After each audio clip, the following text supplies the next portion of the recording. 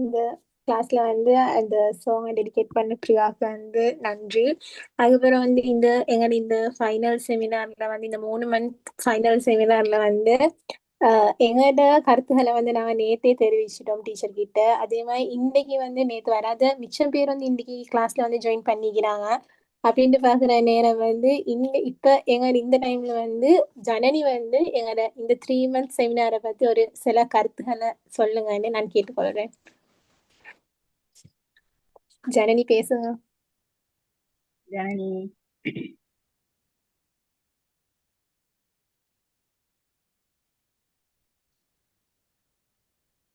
Hello. ஓ சரி சரி பேசுறேன். பேசுங்க.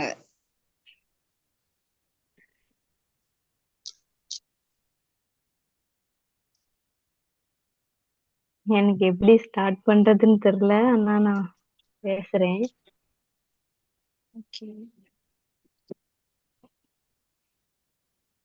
நான் வந்து ஃபர்ஸ்ட்டுக்கு வந்து மிஸ்டா ஒரு ப்ரீ கிளாஸ் ஒன்று இருந்துச்சு.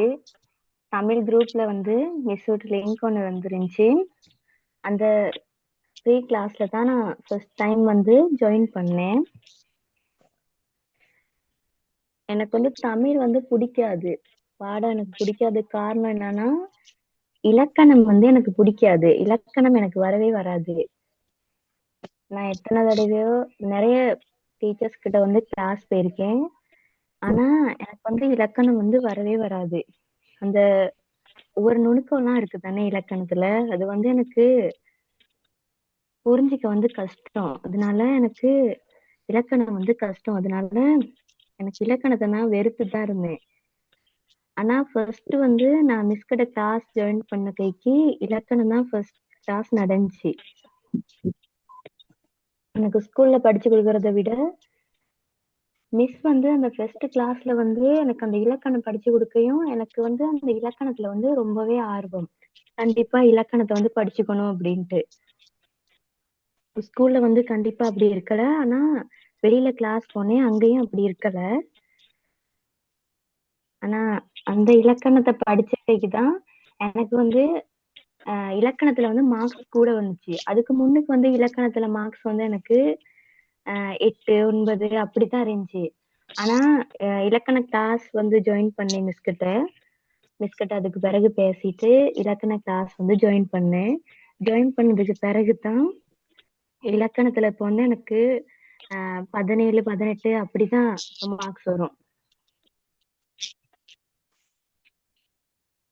நான் வந்து அத ரொம்பவே மிஸ் பண்றேன். என்ன அப்படின்னா,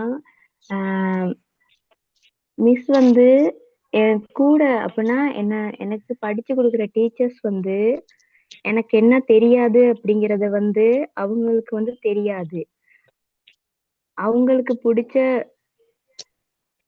ஸ்டூடெண்ட்ஸ் இருப்பாங்க இல்லையா, அவங்களுக்கு மட்டும்தான் என்ன செய்வாங்க அப்படின்னா, அவங்களுக்கு மட்டும்தான் விளங்காத ஒவ்வொரு பகுதிகளை வந்து விளங்குபடுத்துவாங்க. ஆனா மிஸ் வந்து அப்படி இல்லை. எனக்கு ஒரு விஷயம் விளங்காட்டி மிஸ் கிட்ட வந்து நான் கேட்கும்போது அவங்களுக்கு வந்து தெரியும் எனக்கு இந்த பகுதி விளங்குனுச்சா விளங்கலையா அப்படிங்கறது மிஸ் வந்து டக்குன்னு கண்டுபிடிச்சிருவாங்க. எனக்கு வந்து அந்த விஷயம் வந்து ரொம்பவே பிடிச்சிருந்துச்சு. அதனாலதான் நான் என்னமோ தெரியல இலக்கணம் வந்து செய்யறேன். அதுக்கு பிறகுதான் மிஸ் படிச்சு கொடுத்ததுக்கு பிறகுதான் எனக்கு வந்து இந்த தமிழ் பாடமே பிடிச்சிச்சு. அதுக்கு முன்னுக்கு இந்த தமிழ் பாடம் எனக்கு வந்து பிடிக்காது. ஏன் அப்படின்னா அந்த இலக்கணனாலேயேதான் எனக்கு நான் அந்த தமிழையே வந்து வெறுத்தேன். எனக்கு ஒரே ஒரு விஷயம் என்ன அப்படின்னா, அந்த நம்ம வந்து ஜூம் கிளாஸ்ல தான் இந்த மாதிரி படிக்கிறோம். இது வந்து நல்ல ஒரு ஸ்கூல் லைஃப்ல வந்து இருந்திருந்தா ரொம்ப நல்லா இருக்கும் அப்படின்ட்டு யோசிச்சிருக்கோம். நிறைய தடவை நான் ஃபீல் ஆகியிருக்கேன். அது எனக்கு படிச்சு கொடுக்குற டீச்சர்ஸ் வந்து என்ன வந்து பெருசா நம்பினது இல்ல. ஆனா மிஸ் வந்து என்ன பார்த்ததும் இல்ல. ஜனனி கொஞ்சம் சவுண்டா பேசுறீங்களா? சரிவா. மிஸ் வந்து என்ன பார்த்ததும் இல்ல, நானும் மிஸ்ஸ வந்து பார்த்தது இல்ல. ஆனா மிஸ் வந்து என்ன ரொம்பவே நம்புனாங்க. நான் நல்ல ரிசல்ட்ஸ் எடுப்பேன், நல்லா செய்வேன் அப்படின்னு நம்புனாங்க. ஆனா மிஸ் நம்பின அளவுக்கு கூட எனக்கு படிப்பிக்கிற டீச்சர்ஸ் வந்து என்ன நம்பல. இன்னுமே அவங்க நம்பல. ஆனா மிஸ் வந்து எனக்கு ரொம்பவே சப்போர்ட் பண்ணுவாங்க. நான் மிஸ் கிட்ட வந்து டெய்லி வந்து கோல் எடுத்து பேசுவேன். ஆனா நான் இப்பதான் வந்து கோல் எடுத்தெல்லாம் எதுவும் பேசுறது இல்ல. ஏன் அப்படின்ட்டு நான் மிஸ் கிட்ட சொல்லியிருக்கேன். மத்தது என்ன அப்படின்னா, நான் எது டவுட்டா இருந்தாலும் எனக்கு படிச்சு கொடுக்குற டீச்சர்ஸ் கிட்டயோ, ஸ்கூல்ல டீச்சர்ஸ் கிட்டயோ நான் கேட்கறது இல்ல. எதா இருந்தாலும் நான் மிஸ் கிட்ட தான் கேட்பேன். அது தமிழாவும் இருக்கலாம், பொலிட்டிக்கலாவும் இருக்கலாம், ஜியோகிராஃபியாவும் இருக்கலாம்.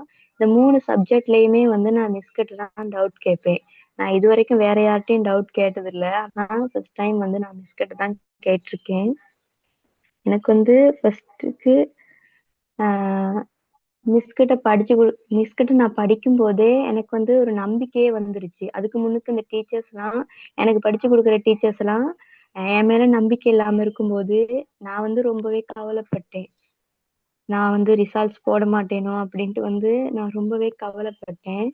ஆனா மிஸ் கிட்ட நான் இதெல்லாம் சொல்லியிருக்கேன். சொன்ன கைக்கு மிஸ் சொன்னாங்க, அப்படியெல்லாம் எதுவும் யோசிக்க கூடாது ஜனனி. நீங்க நல்ல ரிசல்ட்ஸ் எடுப்பீங்க, நல்லா படிப்பீங்க அப்படின்னு மிஸ் எனக்கு வந்து சொன்னாங்க. அவங்க சொன்னதுக்கு பிறகுதான் எனக்குன்ட்டு ஒரு நம்பிக்கை ஒண்ணு வந்துச்சு. நான் ரிசல்ட்ஸ் போடுவேன் அப்படிங்கிற அந்த ஒரு நம்பிக்கை வந்து எனக்கு வந்து ஏற்பட்டுச்சு. நான் யாருக்காகவும் இல்லாட்டியும் கண்டிப்பா மிஸ்க்காக நல்ல ரிசல்ட்ஸ் போடுவேன். மத்தது என்னன்னா, நான் ஸ்கூல் வராட்டி கூட பெருசா என்ன வந்து தேட மாட்டாங்க. ஆனா மிஸ் வந்து நான் கிளாஸ் வராட்டி கேட்பாங்க. எனக்கு வந்து அது வந்து எனக்கு ரொம்பவே பிடிச்சிருந்துச்சு அந்த விஷயம். ஏன்னா நான் ஏன்னா எனக்கு நேரடியா கிளாஸ் எடுக்கிறவங்க கூட என்னை பத்தி தேட மாட்டேங்கிறாங்க. நான் படிக்கிறேனா படிக்கலையாங்கிறது. ஆனா மிஸ் வந்து அப்படி இல்ல. நான் மட்டும் இல்ல, யார் வராட்டியும் மிஸ் வந்து கேட்பாங்க. டெய்லி கிளாஸ் வராட்டி அவங்கள பத்தி கேட்பாங்க. ஆனா மிஸ் மாதிரி சத்தியமா சொல்றேன், வேற யாருமே இல்ல. அவங்க வந்து நம்மளுக்கு கிடைச்சது ஒரு பொக்கிஷம். நான் இதுக்கு முன்னுக்கே மிஸ் கிட்ட கிளாஸ் ஜாயின் ஆகியிருக்கலாம். ஆனா கடவுள் கடவுள் வந்து லேட் ஆகிதான் மிஸ்ஸ வந்து என்ன சந்திக்க வச்சிருக்காங்க. நான் ரொம்பவே மிஸ் பண்றேன் மிஸ்ஸ.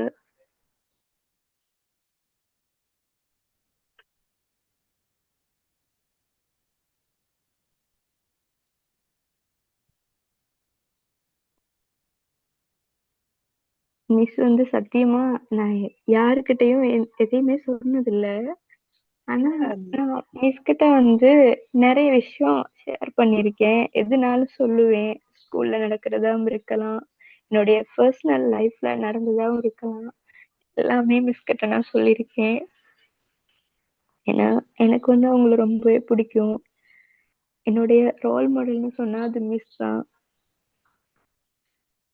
அதுக்கு பிறகு வந்து கிளாஸ் வந்து நான் ஃபர்ஸ்ட் டைம் ஜாயின் பண்ணதுக்கு நான் பயத்துல தான் ஜாயின் ஆகினேன். என்னோட யாரும் பேச மாட்டாங்க. நான் பேசுறத பார்த்து ரொம்ப பேர் வந்து நான் கத்திக்கிட்டு இருக்கேன், கிளாஸை டிஸ்டர்ப் பண்றேன் அப்படின்னு நினைப்பாங்கன்ட்டு நான் ரொம்பவே கவலைப்பட்டிருக்கேன். ஆனா அப்படி யாரும் நினைக்கலங்கிறதையும் நான் ஒவ்வொருத்தர்கிட்ட பேசினதுக்கு பிறகுதான் நான் புரிஞ்சுக்கிட்டேன். என்னை பத்தி இவ்வளவு புரிஞ்சு வச்சிருக்காங்க அப்படிங்கிறத நான் புரிஞ்சுக்கிட்டேன். ஃபர்ஸ்ட் வந்து இந்த கிளாஸ்ல வந்து நான் அப்சாப் கிட்ட தான் பேசினேன். அவர் வந்து பேசும்போது அவர்கிட்ட வந்து நான் நல்லா நல்லா பேசுவேன். நானும் அவரும் தான் சேர்ந்து லிங்க் எல்லாம் ஷேர் பண்ணுவோம். அதுக்கு பிறகு அவரும் நல்லா பேசுவாரு, எதா இருந்தாலும் சொல்லுவாரு. எனக்கு சப்போர்ட்டா இருந்தது அப்சாப் மட்டும் தான். அதுக்கு பிறகுதான் சஃபா, முபசிரா, மற்றது அஸ்மா உங்ககிட்ட எல்லாம் நான் பேசுவேன். மற்றது நான் கிளாஸ் வராட்டி நீங்களும் கேட்பீங்க. எனக்கு அது ஒரு சந்தோஷம். மற்றது நான் ஸ்கூல்ல வந்து பெருசா எனக்கு ஃப்ரெண்ட்ஸ் இல்ல. இருந்தவங்கலாம் நான் இந்த பிரைவேட் கிளாஸ்க்கு போறேன், மற்றது சோன் கிளாஸ்க்கு போறேன் அப்படின்ட்டு என் கூட சண்டை. அதனால வந்து அவங்க வந்து என் கூட பேச மாட்டாங்க. நானும் அவங்களோட சண்டை. அது நான் மிஸ் கிட்டையும் சொல்லியிருக்கேன், உங்களுக்கும் தெரியும். எனக்கு ஒரே கவலை என்னன்னா மிஸ்ஸ வந்து நான் நேரடியா போயிட்டு பார்க்கணும். அவங்க கிட்ட நேரடியா கிளாஸ் படிக்கலைங்கிறது எனக்கு அது கொஞ்சம் கஷ்டமா இருக்குது.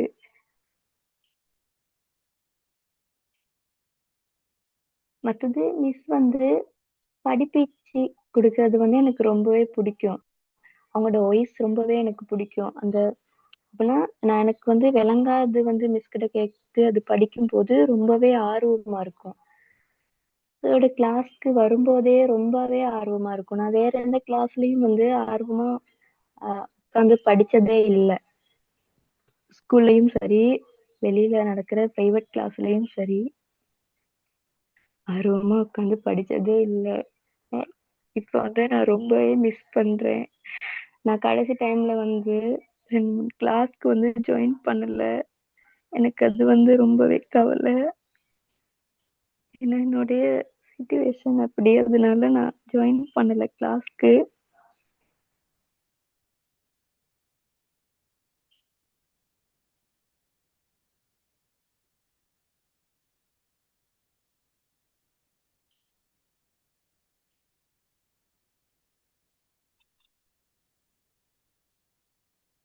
ஜனனி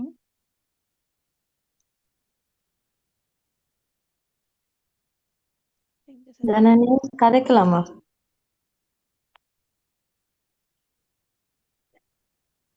அழுவாம கதைங்கவா. ஜனனி பேசுங்க.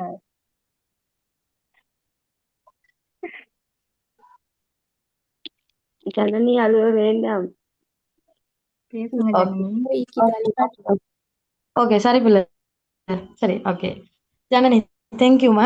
சரி, நீங்க நிறைய விஷயங்கள் சொல்லியிருந்தீங்க. இப்ப நீங்க எல்லாரும் பிள்ளைகள் ஜனனியோட விஷயத்த கேட்டிருப்பீங்களே என்ன? ஜனனி கொஞ்சம் இமோஷனல் கதைச்சவ, சரியா?